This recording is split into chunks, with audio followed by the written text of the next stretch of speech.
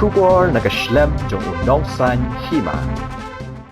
Uksiang kaseng Hnlc National Liberation Council ubak sadon bla ulai thu baka Jingïakren Ïasuk kapedeng ke sorkar jilla sorkar pedeng bat kaseng Hnlc kalaya chakmat bat ki khmi lenti baka ni ka kam kan urlong kloi.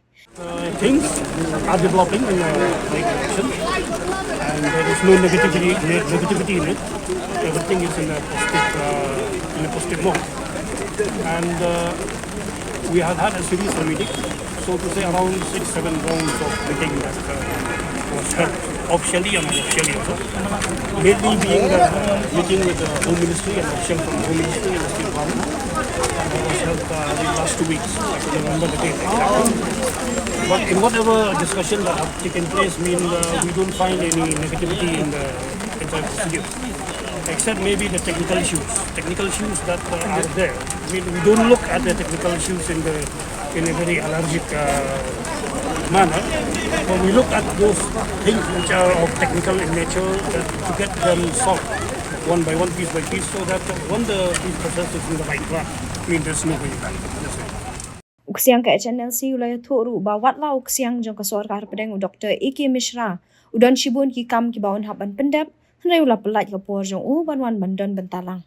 It will happen any time, because right now because the particular person who is very much involved in the peace talk, namely Master A.K. Mishra, his schedule is tight. So in spite of being busy schedule by Master A.K. Mishra, he still make time to come.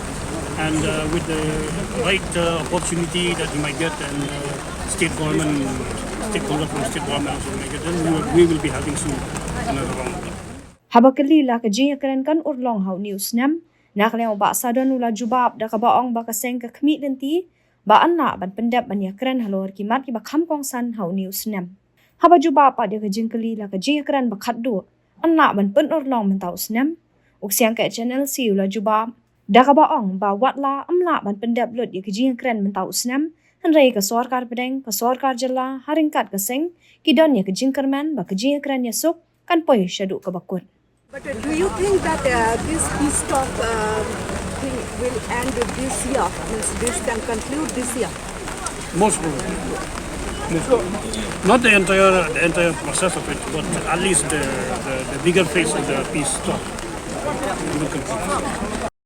Regarding the amnesty that was demanded in the last statement that I have given after the meeting with the official meeting with the Home Ministry, from both the government, they are working over it, and so pending clarification, we cannot comment any further.